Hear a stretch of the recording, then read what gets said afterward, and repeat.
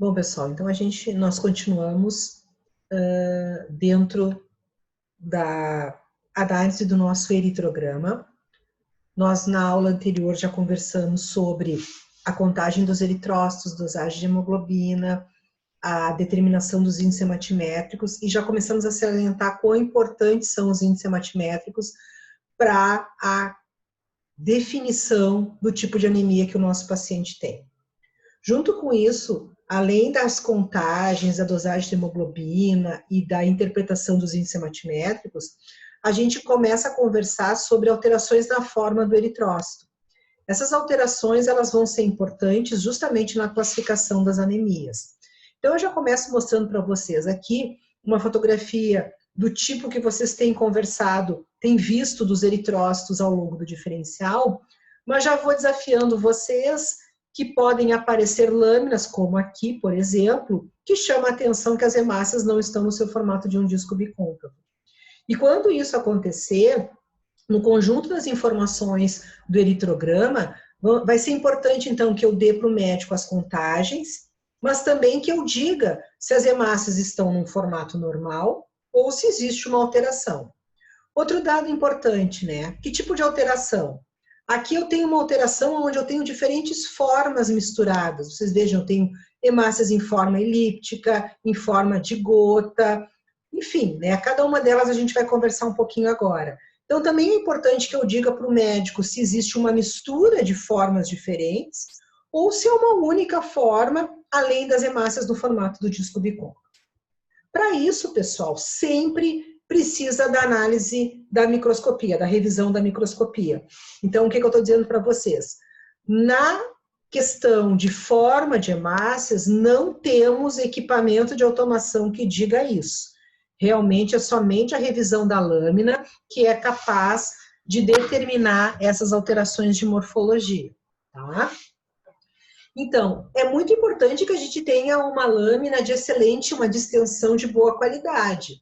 Então, depende da qualidade do material, depende do tempo decorrido da coleta até a confecção do esfregaço, depende da confecção, de como é que foi a distensão feita, e depende do corante utilizado.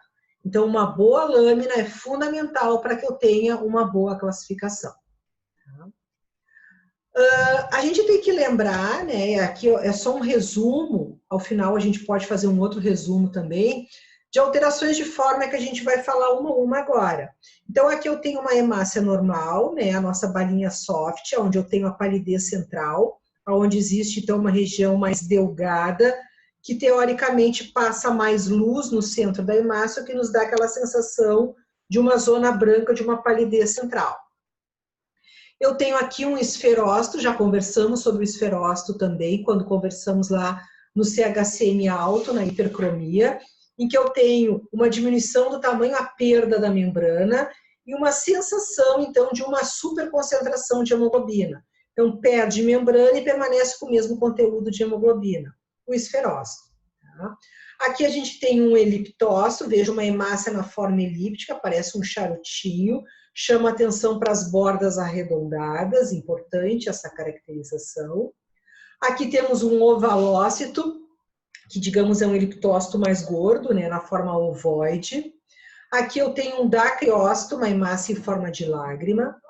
Aqui eu tenho uma hemácia em alvo, vejam que tem uma região escura, ao invés da palidez, né, nós temos uma região escura no centro da hemácia. Temos uma hemácia, podemos ter uma hemácia que tem uma fenda, como se fosse uma boca, né? Um estomatócito. Temos diferentes formas de fragmentação, queratócito e esquizócito. Pode ser uma fragmentação como se fosse uma hemácia mordida, onde aparecem essas duas anteninhas, né? Ou uma hemácia totalmente destruída, totalmente fragmentada.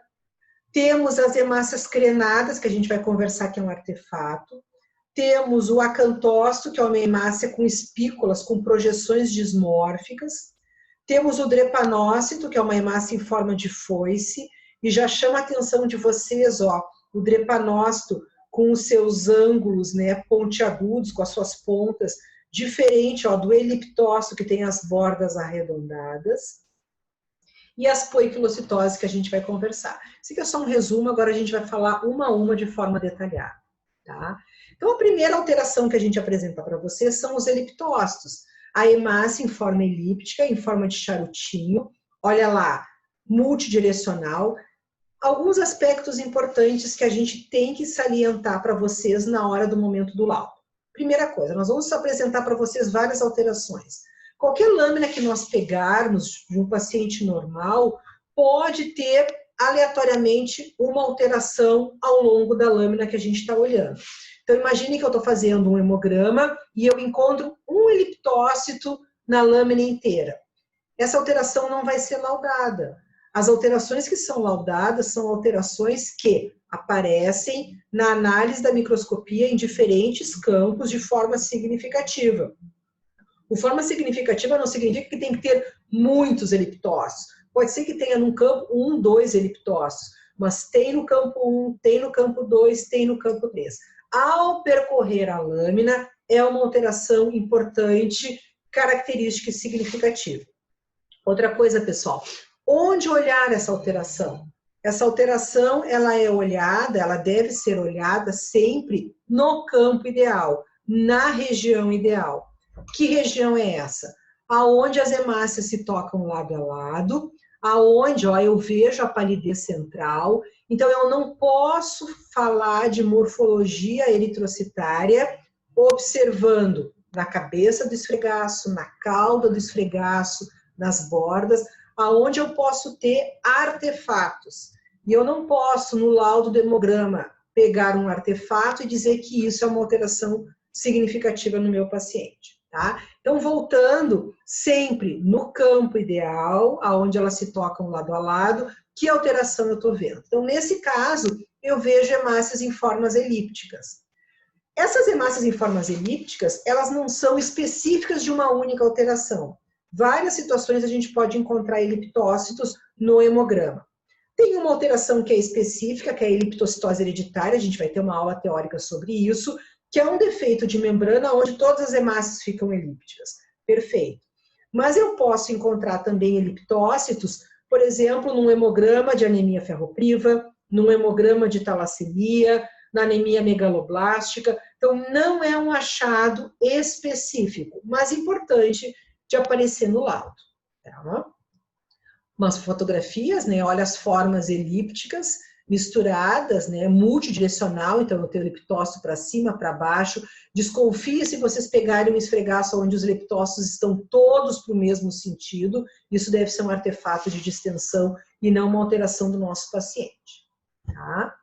Segunda alteração, pessoal, os dacriócitos. Então, o que a gente tem aqui? Ó, hemácia em forma de gota, hemácia em forma de lágrima.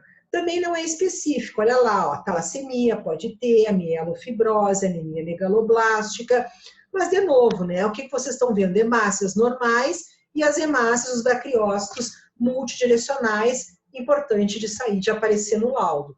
De novo, né, eu estou passando por vários campos e todos eles eu acho, dacriócito, dacriócito, dacriócito, sai no laudo. Outra alteração, os acantócitos. Olha quem são os acantócitos, né? Eu vou passar mais algumas fotografias para mostrar. Então, olha ali, ó. O acantócito é uma hemácia que tem projeções, é uma hemácia que tem espículas, tá? Projeções dismórficas. Então, vou mostrar aqui algumas fotografias, ó. Então, olha aqui os acantócitos, né? Então, vejam que são como se fossem espinhos, né? Espículas, projeções de tamanhos diferenciados. Eu já vou voltar para algumas fotos para chamar a atenção de outras coisas. Essa é bonitinha, ó, ela parece uma estrelinha, muitas vezes uma estrelinha do mar. Olha as espículas, as projeções. Então, isso é um acantócito, um acantócito, um acantócito. Então, vejam que é um achado característico neste campo. Se eu passar para o campo do lado, eu vou encontrar novamente essas células. Eu vou voltar.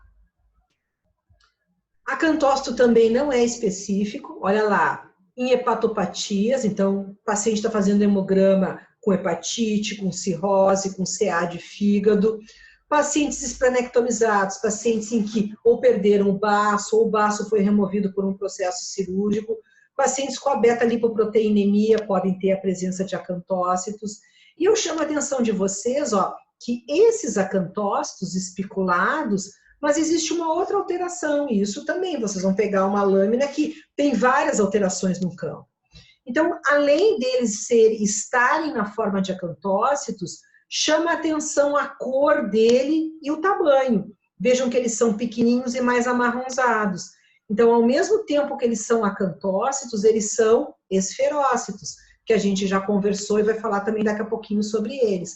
Então, lembrando que o esferócito é uma hemácia microcítica, uma hemácia menorzinha, que perdeu membrana por diferentes motivos e dá essa sensação, então, de superconcentração da hemoglobina, porque ela não perdeu hemoglobina, ela perdeu membrana. Então, parece que ela tem mais hemoglobina do que o normal, parece que ela é hipercorada, hipercrômica. Lembra lá do CHCN alto? Então, ao mesmo tempo que ele é um esferócito, ele também é um acantócito. Isso aparece bastante em pacientes com válvula cardíaca, vocês vão ver em anemias imunohemolíticas, vocês vão ver que o esferócito, o acantócito, a fragmentação, são hemogramas que andam muito juntinhos, tá? Alterações que andam juntas. Então, aqui os acantócitos, né? Voltando aqui também, ó, cuida, porque isso aqui não é um acantócito, ó. Vocês vejam que é uma tampinha de garrafa com bordas bem definidas. O acantócito, ele é espiculado, ele tem projeções.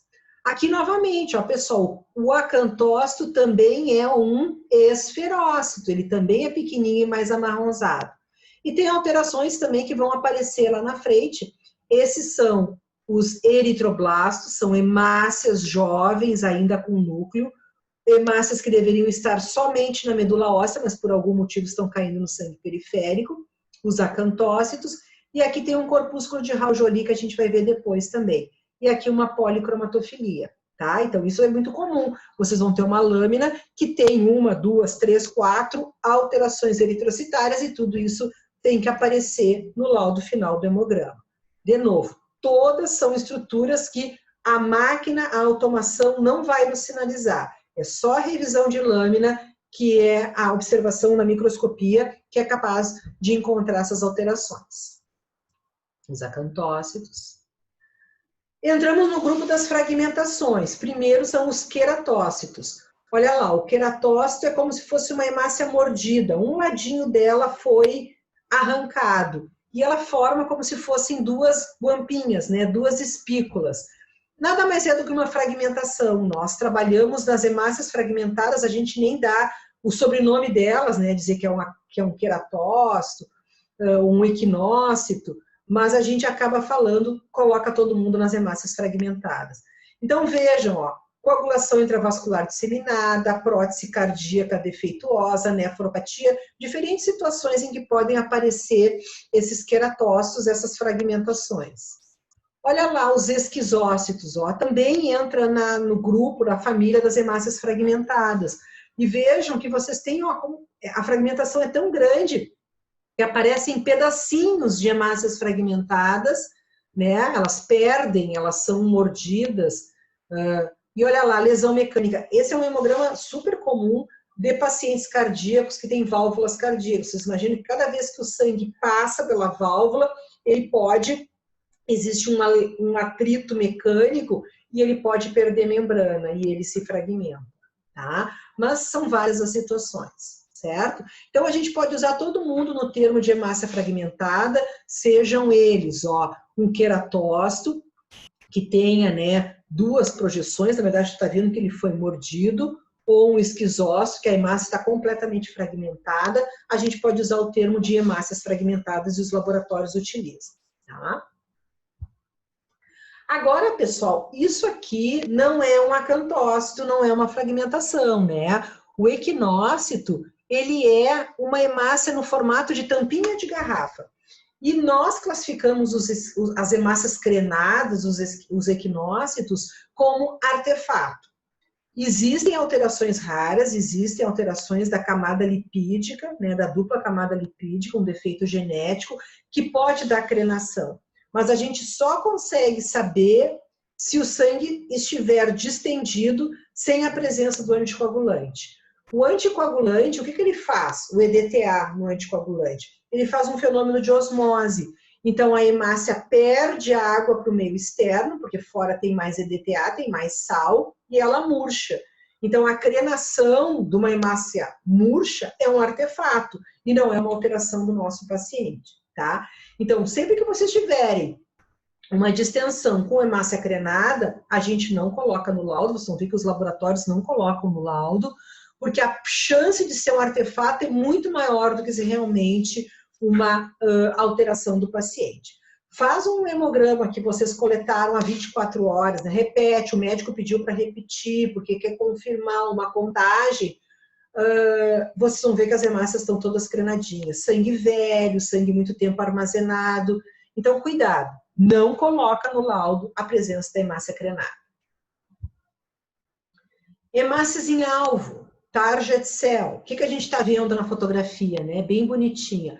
Vejam que ao invés de ter a palidez central no centro, ela tem uma zona mais escura, uma hemácia em alvo.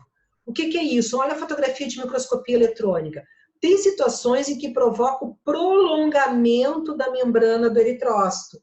Esse prolongamento provoca, então, uma região mais densa, aonde vai passar menos luz da microscopia e dá essa sensação na distensão de que tem uma zona escura no centro. Hemácia em alvo.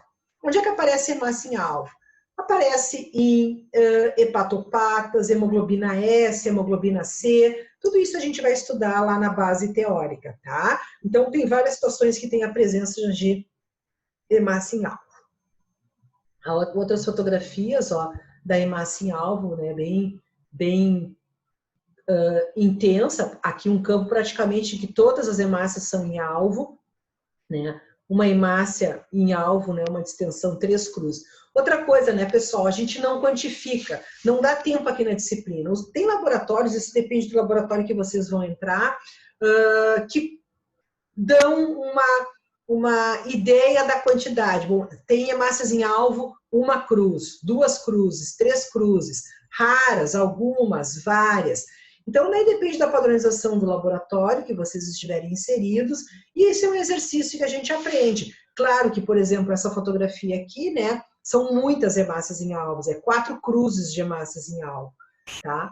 Então, mas a gente aqui na disciplina, a gente não trabalha a quantificação. Se vocês entenderem que é um achado importante, característico, para nós já está de bom tamanho, né? Sinalizar que tem a presença de hidracriose, de hemácia em alvo, enfim, da alteração que a gente estiver trabalhando. Uma outra alteração que aparece é esse aspecto, ó, como se fosse uma fenda no centro da hemácia. Esses são os estomatócitos também presentes, ó, em hemogramas em doenças hepáticas, em pacientes em tratamento com hidroxureia, né, que é um quimioterápico. Então, vejam, ó, também multidirecional e ele aparece nesse formato de boquinha, né, de fenda. Olha a foto, olha que bonitinha, são fendas no centro da hemácia, tá? Olha lá o esferócito, que a gente já tem conversado sobre ele lá nos índices hematimétricos, agora aparece o esferócito verdadeiro, né, para nós.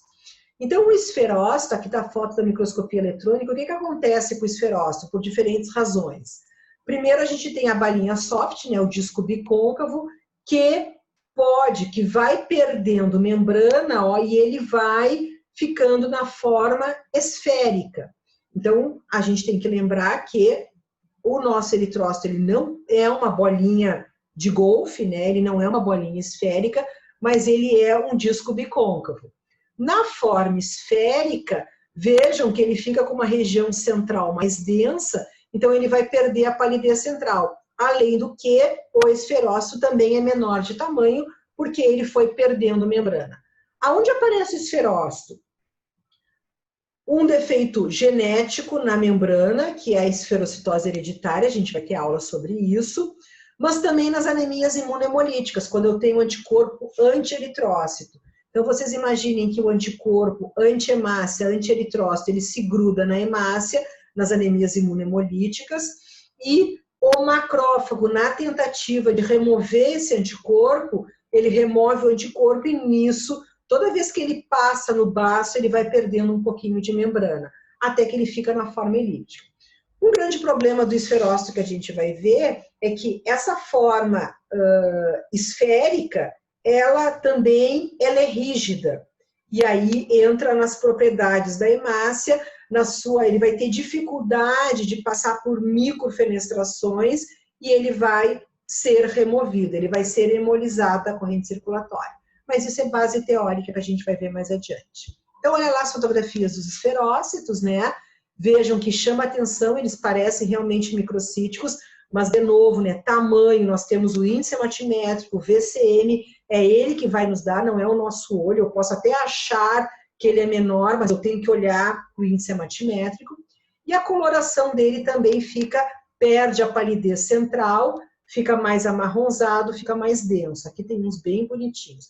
De novo, pessoal, o esferócito também, mais do que nunca, campo ideal. Eu não posso olhar nas bordas, na cabeça, eu tenho que olhar nesses campos, ó, aonde eu estou vendo as hemácias com a palidez central e do lado eu estou vendo algo que me chama atenção, que é diferente. Se eu olhar nas bordas, na cauda, todo mundo é achatado, eu vou dizer que todo mundo é esferócito e todos os meus hemogramas são esferócitos, tá? Aqui, ó, aqui é uma foto que nem tá tão bonita, né? Vejam que tá meio achatado, mas dá a sensação da presença do esferócito. Aqui tá bem bonitinho, olha lá, ó, as hemácias se tocando lado a lado, e eu vejo a hemácia com a palidez central, eu vejo as hemácias normais, e eu vejo nitidamente os esferócitos microcíticos e mais densamente corados. Aqui também a presença do esferócito, bem bonitinho. Aqui também, né? Sempre lembrando a questão do campo ideal. Drepanócitos, pessoal. De todas essas alterações que eu conversei até agora, o drepanócito é o único que é uma alteração específica. Se tiver drepanócito na minha extensão, no meu hemograma, é porque tem hemoglobina S.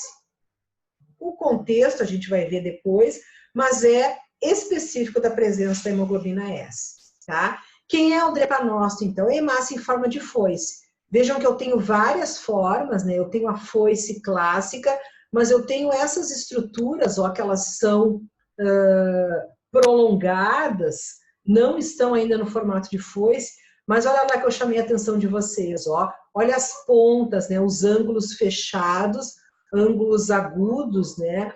Diferente do eliptócito, que tinha a borda, o charutinho, a borda arredondada. Multidirecional. Vejam que aqui eu tenho drepanócitos e eu também tenho o quê? Hemácias em alvo, né? Ó, que a gente já viu anteriormente, tá? Então é bem comum deles andarem em conjunto. Outras fotografias, olha só, né? Pode aparecer a foice clássica, mas sempre que vocês tiverem, ó, essas estruturas prolongadas, com essa borda, essa cor também, isso é uma cor hemolítica, né? Também perde. Vejam que mesmo elíptica, ela perde a palidez central. Isso todos eles são drepanócitos. A gente vai ver lá na teoria que o drepanócito, ele é um processo reversível. Quando ele está com a hemoglobina, ele tende a falsizar, quando ele está com a hemoglobina S, né? Quando ele está oxigenado, quando ele está na presença do oxigênio, ele tende a se falsizar. Então, é um processo que ele falsiza e volta, né? Quando ele está principalmente em hipóxia. Até que chega em determinados momentos em que, como se fosse um elástico que rebentasse, ele fica na forma constante de drepanócito. Por isso que a gente encontra tantas formas intermediárias, tá? Mas cuida lá. O que a gente tem aqui também, ó? Também, só para ir chamando a atenção de vocês, a policromatofilia, eu já vou apresentar para vocês, que é uma hemácia jovem, um reticulócito. Vejam como ele é grandão e é mais lilazinho. E aqui os corpúsculos de Raul-Joly, que a gente já vai ver. E aqui uma hemácia jovem, um eritroblasto, tá? Aqui outras formas, né? Vejam aqui uma lâmina linda com drepanócitos clássicos. Hoje, normalmente, eles já não aparecem dessa forma. Hemácias em alvo. Agora, ó, pessoal, então o termo pecilocitose ou poiquilocitose, a gente está falando de alteração de forma. Se vocês olharem essa fotografia, ó, eu tenho várias formas misturadas. Até então eu mostrava, todo mundo é dacriócito, todo mundo é eliptócito, todo mundo é drepanócito. Mas quando a gente tem 4, 5 misturas, que acontece na anemia ferropriva, na talassemia, enfim, algumas situações, ao invés de escrever todas as alterações, a gente pode usar o termo pecilocitose ou poiquilocitose, tá? Mas a gente não pode usar sempre esse termo, Porque se eu tenho uma única alteração ou duas alterações, é importante, porque isso vai direcionar o médico na classificação da anemia.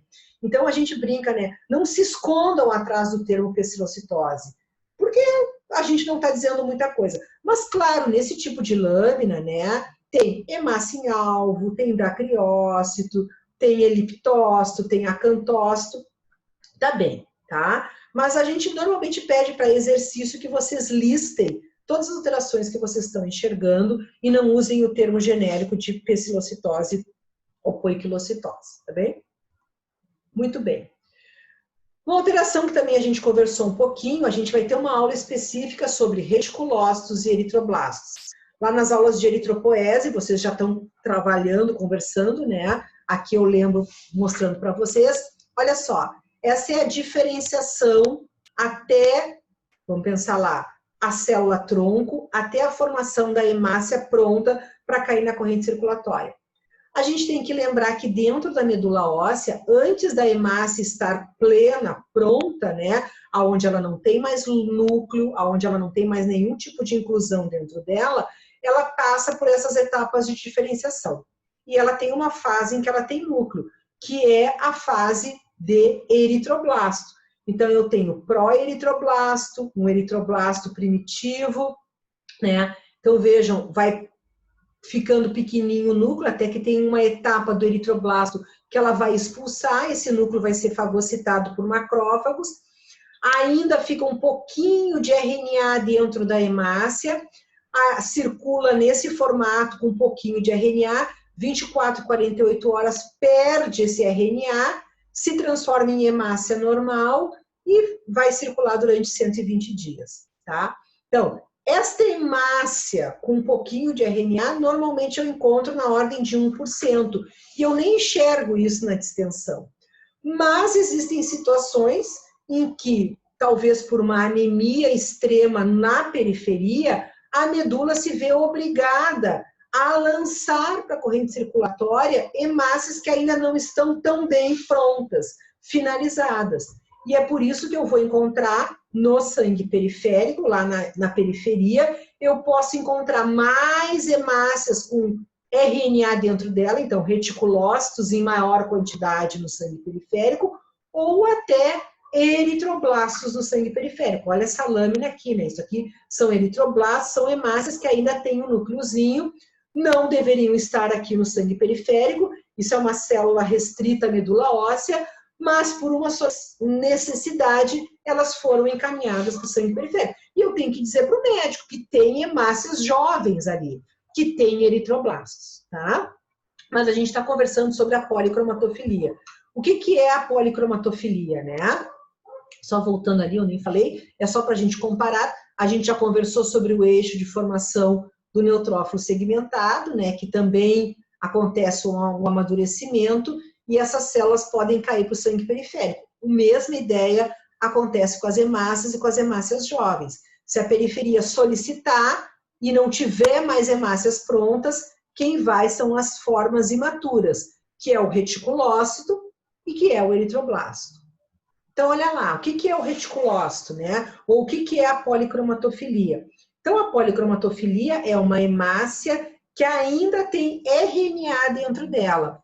O RNA na coloração Maigrin-Valguimsa fica nessa cor lilás, nessa cor violácea, violeta, tá? E vejam que ela é um pouquinho maior, ela tende a ser mais macrocítica, né? E de cor violeta. Então, quando eu estou percorrendo a lâmina e eu começo a encontrar essas hemácias maiores e de cor violeta, eu tenho que dizer para o médico que tem policromatofilia. Porque isso é um sinal para ele, dizendo para ele, olha, eu não posso dizer quantos reticulócitos tem, mas eu acho que tem mais reticulócitos do que deveria ter naquela taxa de 1%, porque eu estou percebendo essas células na minha distensão sanguínea. O médico vai pedir uma contagem específica de reticulócitos que a gente vai ver mais adiante, tá? Então, policromatofilia é um grande sinalizador de hiperatividade eritropoética. Está sinalizando que, por algum motivo, hemácias jovens estão caindo na corrente circulatória. Isso tudo é um motivo de investigação, tá? Então, ele indica, é o sugestivo de atividade eritropoética aumentada. Muito bem. Então, de forma era isso. Agora, o que a gente tem? A gente tem as inclusões também que podem aparecer e que a gente vai ter que sinalizar para o médico, tá? Então, olha lá, o que chama atenção, né? Hemácias com esses pontos escuros, né? Pontinhos pretos, alguns maiores, às vezes tem 2 pontinhos. Esses são os corpúsculos de Raul-Joly. Corpúsculos de Raul-Joly, ó, é resto de DNA dentro da hemácia. É super comum em pacientes planectomizados, onde eu não tenho a remoção completa, né, dessas inclusões, dessas hemácias não tão bem formadas, mas enfim, corpúsculos de Raul-Joly. Cuida para não confundir Joly com plaqueta em cima da hemácia, com precipitado de corante. Então a gente também vai tentar exercitar para vocês não confundirem. O Raul-Joly, claro, vocês não estão com a microscopia, mas ele aparece exatamente no mesmo nível da hemácia. Quando tu tá mexendo no macrométrico, micrométrico, tu vê que a hemácia está numa posição e tu mexe no micrométrico e esse ponto aparece numa outra focalização, foco, muitas vezes é precipitado de corante. Então, cuida lá, tá? A gente vai exercitar. Pontilhado basofílico, pessoal, vejam que é diferente, né? Eu brinco que é uma hemácia com catapora, é um pontilhadinho, aparece em várias situações também, né? Muito clássico na intoxicação por chumbo, aparece, tá? Na presença de hemoglobinas instáveis, nos casos de talassemia beta, nós temos o pontilhado basofílico. Então, às vezes, esse aqui também é um outro achado, que se eu achar um na lâmina inteira, ele vai ser laudado, né? A gente acabou de falar que eu achar uma hemácia em alvo, eu não vou laudar, mas o pontilhado basofílico, se eu achar ele pode ser o único achado da lâmina inteira. Então, a gente vai apresentar, tá? Ele é bem bonitinho, a gente mexendo no micrométrico, ele aparece, mas às vezes passa, né? Porque ele precisa de uma análise detalhada. Olha que bonitinho, né? É nesse formato que ele aparece, um pontilhado, assim, a forma de pontilhado basofílico, muito visível utilizando o micrométrico do microscópio. Aqui, ó, né? Olha lá a hemácia em alvo, da criócito e o pontilhado basofílico. Aqui novamente ele, né? Aqui tem eritroblastos diferentes, hemácias jovens.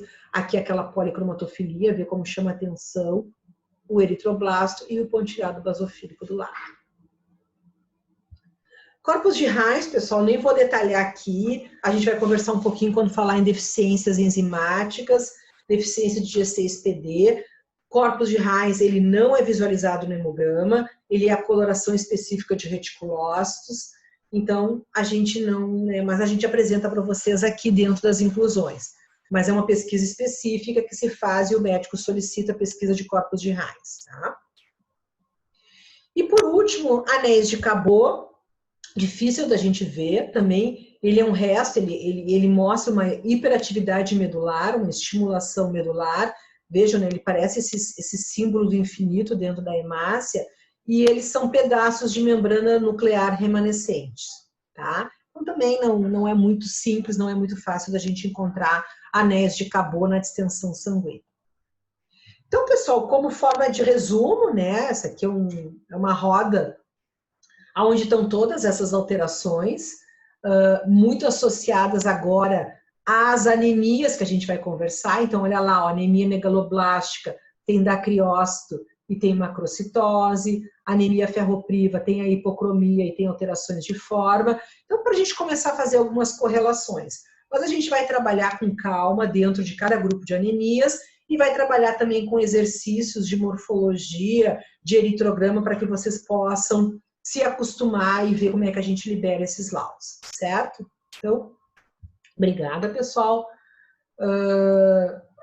Na sequência, agora, a gente vai conversar sobre um pequeno exercício para a gente botar em prática isso que a gente acabou de conversar, certo?